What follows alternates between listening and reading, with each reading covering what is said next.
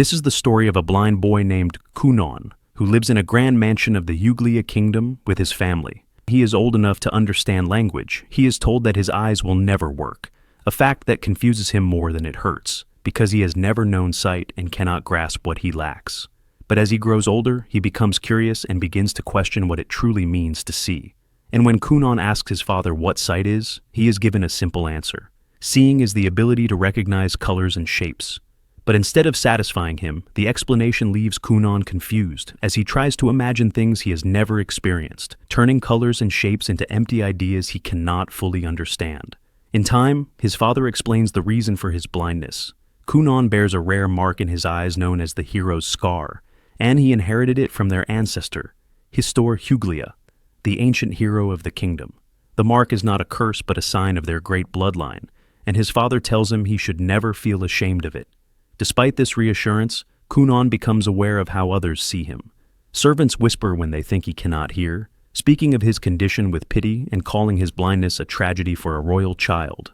Kunon hears every word and struggles to understand why people feel sorrow for him over something that has always been his normal. Later that day, his magic instructor is due to arrive, and Kunon is led through the mansion by his maid, Iko, the person he relies on most. And as they make their way to the study room, Kunon questions the point of learning magic, wondering what use it could have for someone who will always need help to get around. Iko gently disagrees, telling him that wasting the gift he was born with would be a mistake. When they reach the study, his new tutor introduces herself as Jeannie and expresses her honor at the opportunity to teach him. The lesson begins soon after, and to everyone's surprise, Kunon succeeds on his very first attempt, effortlessly conjuring a small sphere of water. Unable to see what he has done, he asks for a description, and Jeannie tells him that the water floats in the air, shaped like a small ball roughly the size of an eyeball. That description triggers a sudden realization. Kunon begins to wonder if magic could someday allow him to create eyes of his own, ones capable of letting him perceive the world directly. The idea takes hold instantly, reshaping how he views his future.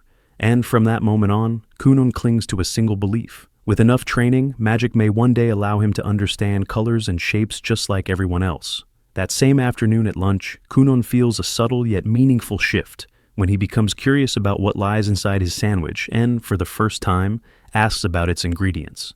Iko happily explains each component in careful detail. Describing textures and flavors, and preparing meals for him takes on new importance now that he wants to understand what he eats rather than consume it. After lunch, his etiquette instructor, Flora, arrives to read with him and asks which story he would like to hear, and Kunon immediately requests the tale of Histor Huglia. Flora hesitates, aware that Histor is the very hero tied to Kunon's blindness. But Iko notices the pause and reassures her with a confident gesture. Flora agrees to continue while asking Kunon to speak up if the story becomes too painful, a concern he calmly dismisses as he explains that he wants to know everything. So, the legend is told. Long ago, the champions of the world fought a brutal war against a demon lord, and Histor Huglia, the greatest warrior of his age, defeated that enemy at terrible cost. Histor survived but lost an arm and a leg, and in the generations that followed, some of his descendants were born missing limbs, eyes, or other parts of themselves. These children came to be known as bearers of the hero's scar. Kunon listens carefully, but he refuses to believe that his life is chained to an old tale of heroism or misfortune. He believes his life is his own, and that what matters is not legend or bloodline, but what he can achieve through his own effort. That resolve drives him into harsh training. He pushes his young body until the strain finally overwhelms him, and he collapses. Iko rushes to his side and brings him inside to rest, and when Kunon recovers, he understands that willpower means little if his body cannot endure his goal. He accepts that collapsing from overexertion is unacceptable, and that to wield magic for long periods, he must strengthen himself physically as well. Iko advises sword training to build stamina and muscle, along with eating more to support his growth, and firmly reminds him that progress must be steady, not reckless. Kunon makes his choice and begins training under the sword instructor Uro. The sessions are grueling, leaving him exhausted. But when the next magic lesson arrives, Jeannie meets him at the training field, and Uro steps aside. Jeannie watches Kunon's sword practice and remarks on how impressive it is. Kunon agrees, saying that strengthening his body matters as much as refining his spells. He explains that his goal demands great stamina, and he is ready to build it no matter how hard the road becomes. Jeannie has always known Kunon as a quiet and withdrawn child, difficult to read. But the moment she sees him now, she senses a clear change. The emptiness she once noticed is gone, replaced by steady purpose. She asks him to repeat the spell they practiced before. Kunon responds at once and summons 7 perfectly shaped spheres that float in the air together. Genie is left speechless, knowing she has taught him nothing new, and realizes that his growth comes entirely from his own relentless effort. That same afternoon, Princess Mirica, Kunon's fiance, arrives at the mansion with unease in her heart. Kunon has always seemed distant and hard to approach, and though she understands their engagement exists for royal duty, the thought of a future bound to someone so closed off troubles her. When she meets him, she notices at once how different he is, speaking with warmth and confidence she has never seen before. Their conversation flows easily, and when Kunon shows her his progress in water magic, she is genuinely captivated. What she expects to be an awkward obligation becomes a pleasant day, and during the carriage ride home, her thoughts keep returning to the way Kunon speaks and smiles. And for the first time, she looks forward to their next meeting. Kunon reflects on their time together and realizes he has taken Mirica for granted. With renewed resolve, he seeks out Flora and asks her to teach him how to behave as a proper gentleman, one worthy of standing beside Mirica as her future husband. That night, Genie could not sleep, replaying the lesson again and again, unable to forget the sight of Kunon creating 7 water orbs at once, a feat she herself had never achieved. She understands that he has already mastered the foundations of water magic, and that there is little left for her to teach him at a basic level. Even so, Genie refuses to neglect her role and decides to change her approach. During their next lesson, she introduces a more advanced concept, explaining that water magic consists of distinct stages: creating water, suspending it, and maintaining its form. To demonstrate, she conjures 2 orbs, one steaming hot and the other frozen solid. She explains that true mastery comes from controlling the nature of the magic itself, which sets seasoned mages apart from beginners. Kunon listens intently and immediately tests the idea by filling a cup with magically created water, handing it to Iko and asking her to taste it. Iko takes a sip, pauses, and remarks that the water strangely tastes like apples. Although Genie keeps her composure, frustration burns beneath the surface as she realizes Kunon has once again grasped the concept almost instantly. That night, Kunon remains awake, continuing his training with unwavering focus as he works to understand the technique fully. He concentrates on imagining apples in precise detail, their shape, texture, and fragrance forming clearly in his mind, yet their colors remain beyond his imagination. Even then, Kunon refuses to give up and swears to keep trying for as long as it takes.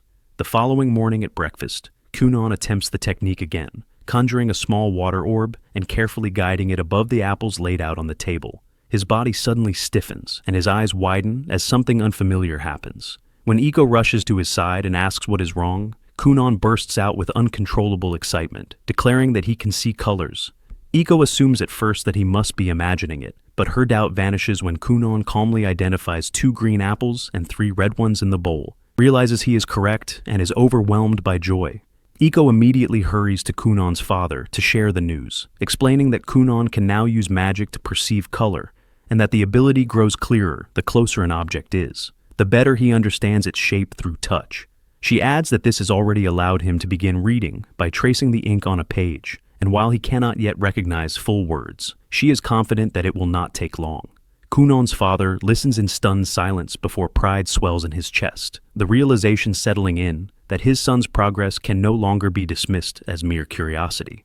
The next morning, Kunon decides to surprise Genie by preparing a massive red water orb before she arrives, focusing intently as he shapes the spell. Without warning, his entire family suddenly appears, and the shock breaks his concentration, causing the red water to burst outward and drench both him and Iko from head to toe. The sight of Kunon soaked in red liquid sends his mother into a panic, and she screams before collapsing on the spot.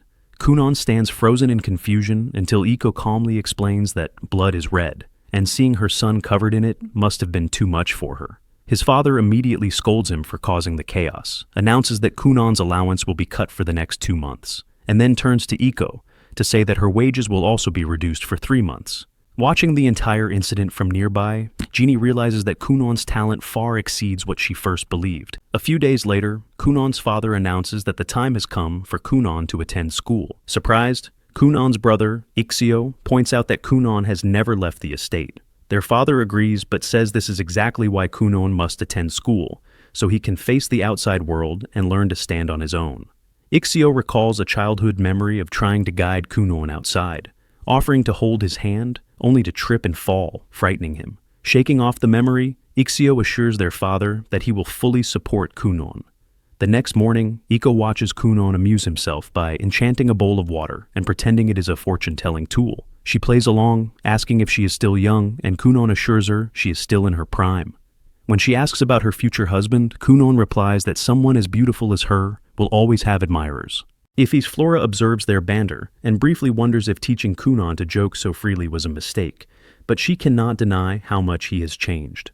During the lesson, Kunon continues joking easily, and although Flora worries he may be getting too smooth, she is relieved to see how much lighter and happier he has become. After the lesson, Iko escorts Kunon to meet his father and asks him to create warm water spheres to counter the cold. Kunon complies but feels uneasy about the late summons. Iko reassures him that he has done nothing wrong, joking about the red water explosion, and Kunon retorts that she encouraged it, though he admits it was fun. They reach the main estate, where the head butler, Balon, greets them, and Ixio soon appears and leads them to their father's room. On the way, Ixio asks if Kunon needs help navigating. But Kunon reminds him that he can now sense his surroundings. Ixio agrees, though his old memory still lingers. Inside the room, both parents are waiting, while Iko and Balon remain outside.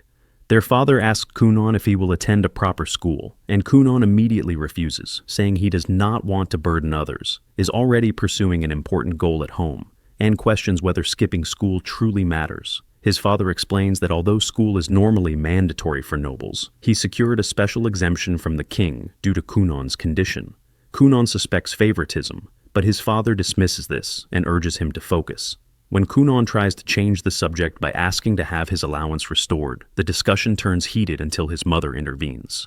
Their father then explains that this decision also concerns Mirika, noting that nobles who neglect their duties are criticized, and that if Mirika married someone seen as uneducated, that criticism would fall on her as well.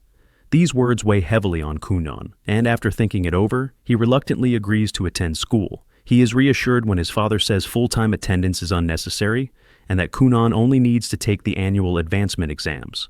Passing 5 exams will allow him to graduate, which lifts his spirits somewhat. Ixio adds that he and Mirika are upperclassmen and will help Kunon adjust.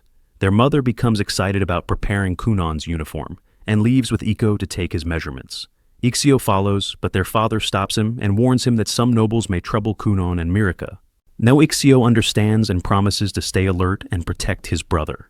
The next morning, Kunon tells Mirika that he will enroll, and she is immediately pleased at the thought of spending more time together.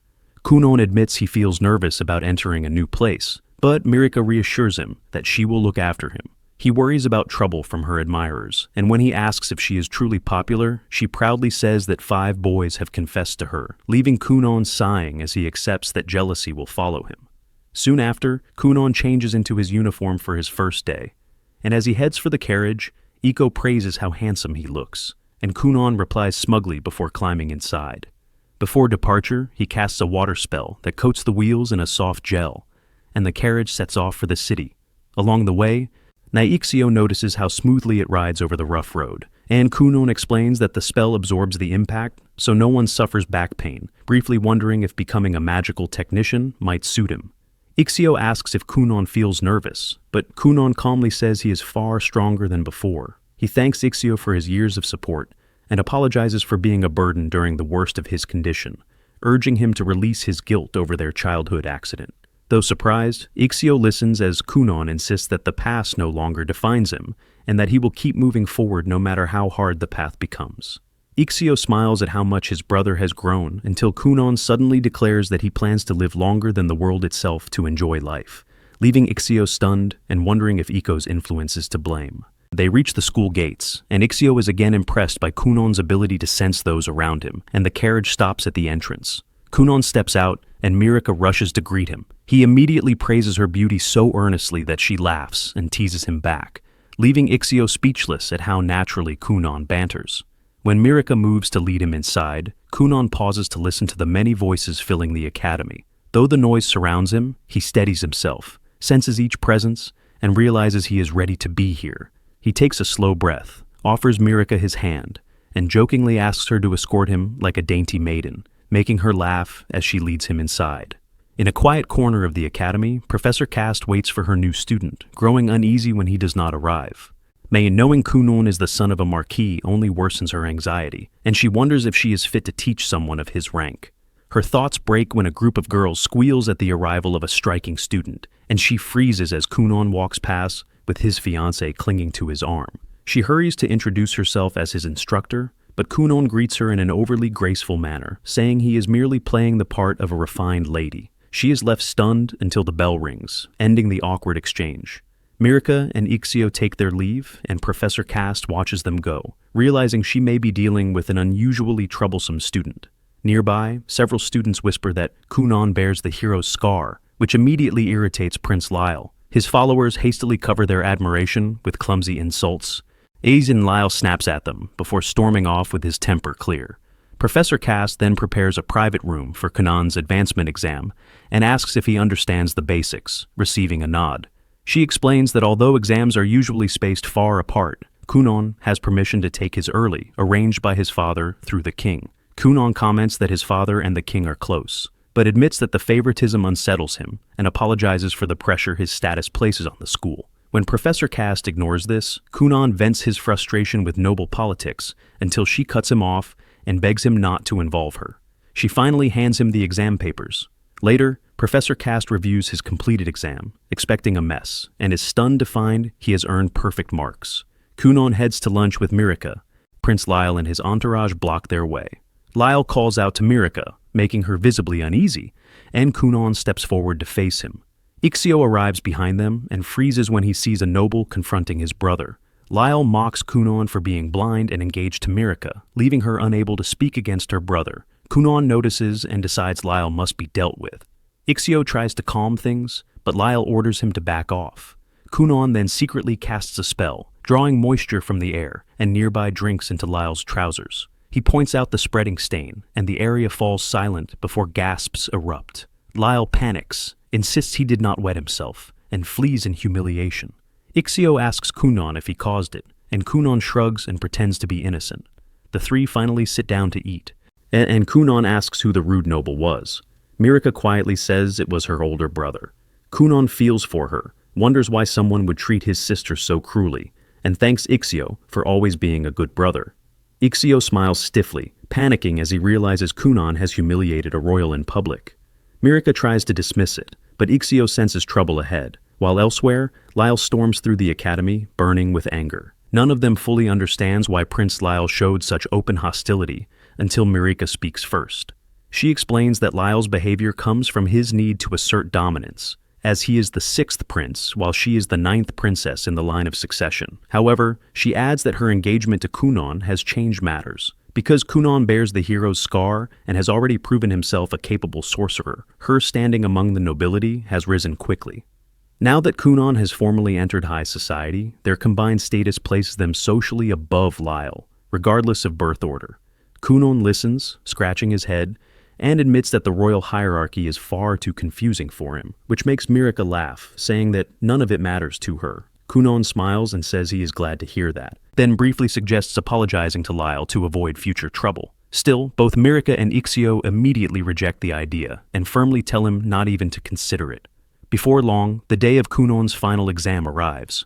Before going to the academy, he fits in a short training session with Genie, during which he summons a floating sphere of water and smoothly reshapes it into a solid orb of ice formed exactly like an apple. Genie reacts with clear admiration and remarks on how much he has improved in such a short time. That afternoon, Kunon arrives at the school for noble children and steadies himself as he takes in the surroundings, feeling unexpectedly energized now that the academy truly feels like a place of learning. Professor Cast approaches him, wishes him good luck, and adds with a knowing smile that he likely will not need it given his current level of ability. Soon afterwards, several students gather around Mirika and ask her to introduce her fiance. At her cue, Kunon steps forward and formally introduces himself as both her fiance and Ixio's younger brother. He greets them with a warm smile and a courteous tone, leaving a strong impression with his calm confidence and impeccable manners. It does not take long for those around him to see him as the very image of a refined gentleman.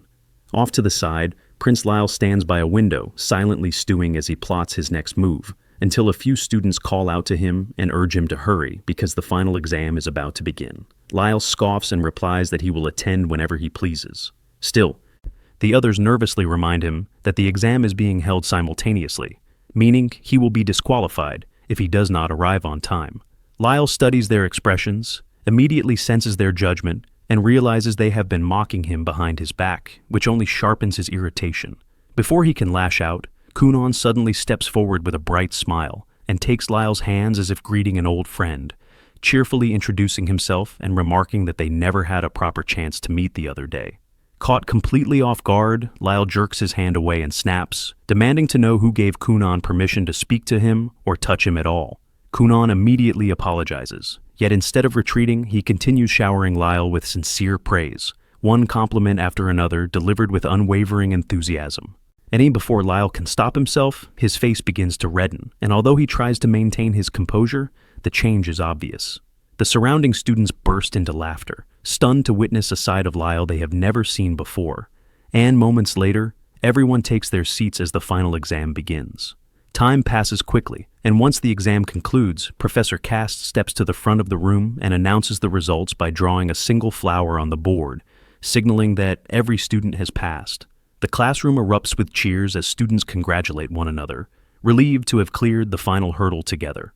With everything finished, Kunon boards his carriage and waves goodbye, telling them he hopes they will meet again, before returning to his family's mansion. Upon arriving home, Kunon immediately resumes training with Genie, who asks him to create a sphere of water and divide it into 10 equal parts, a task he completes effortlessly.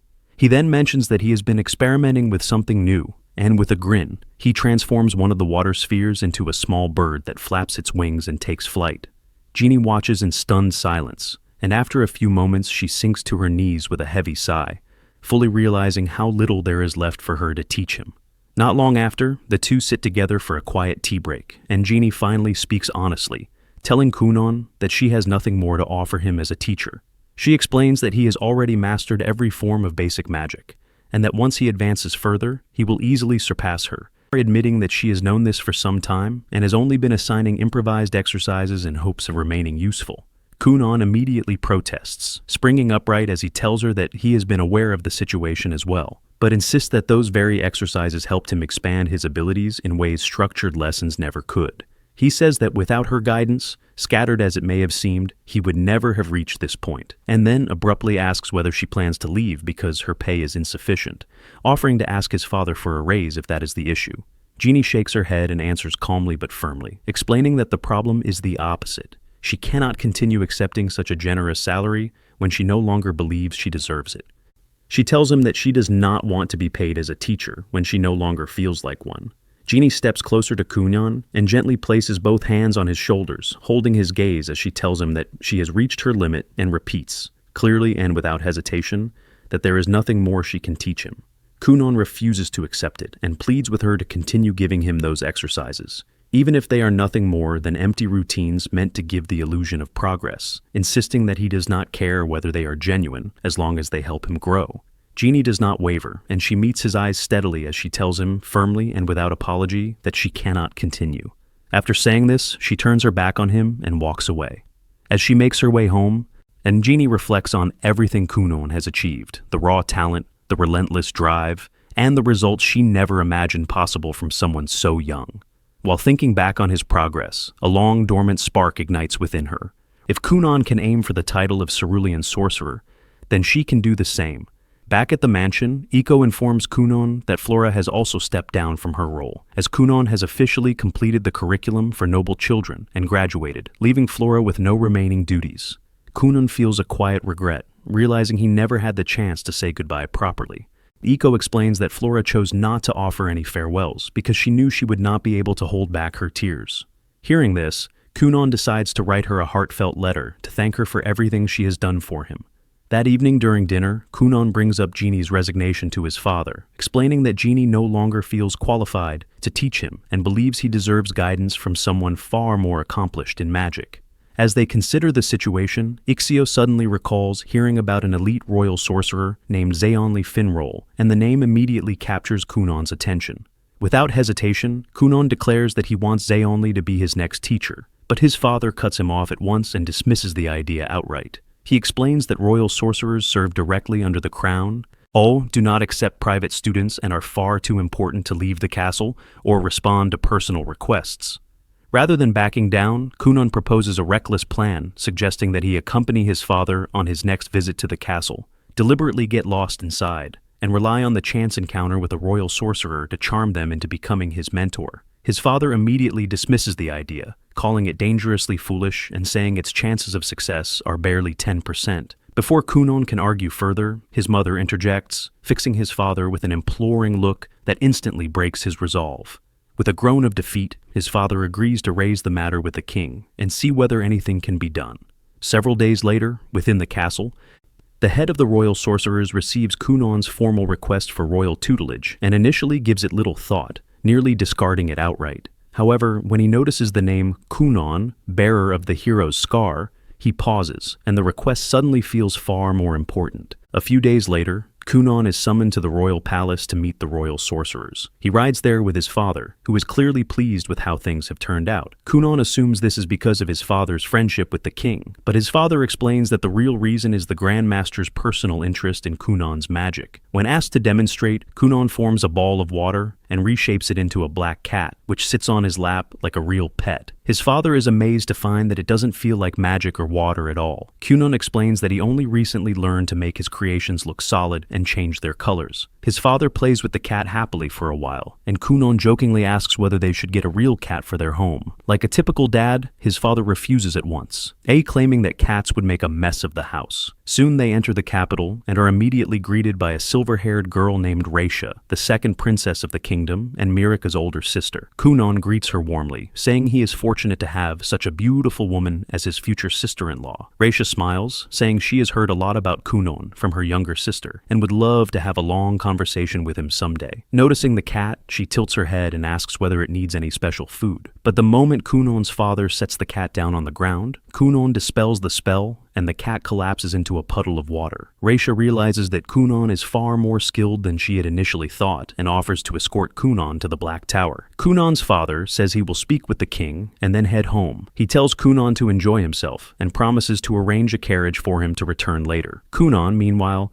plans to visit Mirika afterward and take her out on a nice date. Raisha soon leads Kunon toward the Black Tower. Along the way, she asks whether he is comfortable walking or if he needs any assistance. Kunon assures her that he's perfectly fine, then immediately begins firing off a barrage of questions. They're so advanced, Stephen Hawking-level discussions about magic that Raisha is completely thrown off. She laughs awkwardly and tells him she can't keep up with such deep magical theory. To change the subject, she asks whether he knows how many children the current king has. Kunon admits he has never really thought about it. Raisha explains that the king has 7 princes and 10 princesses. The truly interesting part of the Huglia kingdom is how succession works. Unlike most kingdoms where the throne passes to the eldest son, Huglia follows a meritocratic system. All princes and princesses are evaluated based on their skills, talents, achievements, and devotion to their chosen paths. Raisha adds that she has already relinquished her own right to the throne by choosing to become a mage. Kunon decides to showing her one of his special techniques. He freezes a thin layer of water beneath his shoes, creating a slick sheet of ice that lets him glide forward like he's ice skating. Raisha's eyes light up. She insists on trying it herself, and Kunon quickly casts the spell for her as well. Moments later, the two of them are skating wildly through the palace corridors like a pair of mad lads, laughing as they go. The guards panic and rush after them. Unfortunately for the guards, Raisha and Kunon are much faster on ice and manage to slip away.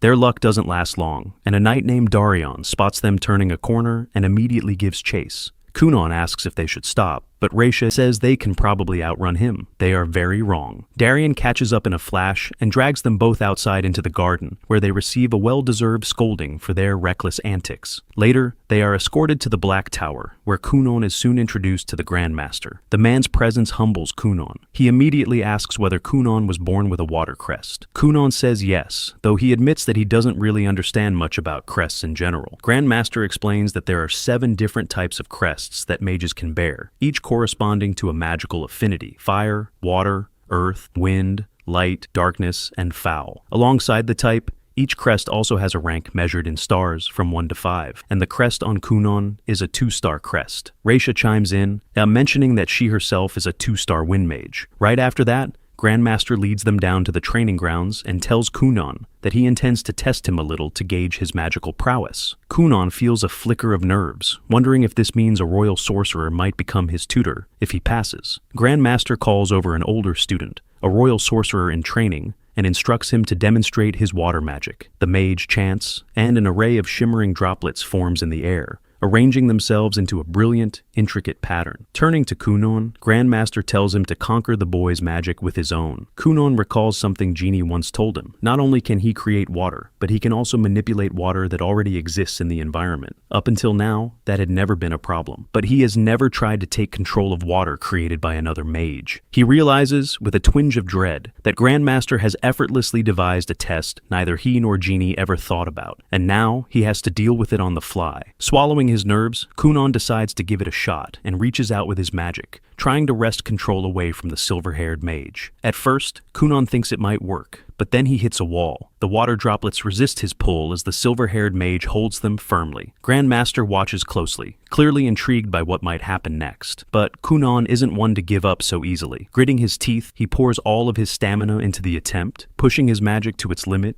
and to everyone's surprise, he manages to wrench 2 of the water spheres away from the trained royal sorcerer before Grandmaster signals for the test to stop. Kunon drops to his knees, gasping for breath. The silver-haired mage stares at him in disbelief and admits that he never imagined a mere boy could steal control of even 2 of his constructs. Turning to Grandmaster, he declares that he would gladly take Kunon under his tutelage. Immediately, several other mages begin chiming in, each claiming they would like Kunon as their pupil as well. Grandmaster silences them with a sharp gesture. He says he wants to see what else Kunon can do before making any decisions, and asks him to create something of his own invention. Kunon grins, then shapes a wide, springy platform from water magic, a makeshift trampoline. Without hesitation, the Grandmaster hops onto it and starts bouncing, clearly having the time of his life. The other mages quickly line up, eager to try it themselves and to understand how it works and whether they can recreate it. Grandmaster, however, cuts in and tells Kunon that he would like him to stay the night at the castle so they can observe what else he's capable of. Kunon explains that he already has a date with Mirika and needs to take her out to dinner that evening. Just then, Reisha asks whether he can create other animals with his magic, or even humans. Kunon replies that he can do both and immediately forms a human-shaped water doll in the likeness of his maid, and its movements are stiff and imperfect, but the resemblance is clear. The silver-haired mage asks whether the dolls can do anything more than stand there. Kunon admits that he once tried to make them fly, but it didn't go over well. The doll had looked ridiculous while flailing through the air. That, of course, only makes Grandmaster more curious. He immediately demands a demonstration. Reluctantly, Kunon sends the water doll floating up and down through the air. The sight startles half the people in the training grounds, and panicked shouts echo through the castle corridors. Before long, Captain Darien storms in, and Kunon earns yet another scolding. And once again, everyone is forced to apologize for the disturbance. The sun begins to set, and Grandmaster finally nods in satisfaction. He tells Kunon that he has passed the tests and that he will personally assign him a royal sorcerer to tutor him and help refine his magic. Kunon is overjoyed. He rushes to share the news with his father, but instead of praise, he's scolded for causing trouble twice in a few hours and using his magic irresponsibly. Soon after, his father departs for their mansion, leaving Kunon behind with Reisha. Only then does Kunon realize the time. He remembers his date with Mirika and that he's about to be late for dinner. Reisha tells Kunon that if they don't use magic, he's definitely going to be late to see Mirika. So, they decide to try a little experiment. Kunon creates a large bubble of water, and they sit on it. Reisha uses her wind magic to propel it forward, like a flying carpet from a story. They soar through the night sky and reach the area near Marika's chambers in no time at all. Unfortunately, Reisha forgets to slow her magic gradually and cuts off the wind completely. The water bubble drops out of the air, and the 2 of them crash land in the palace gardens. Waiting for them, of course,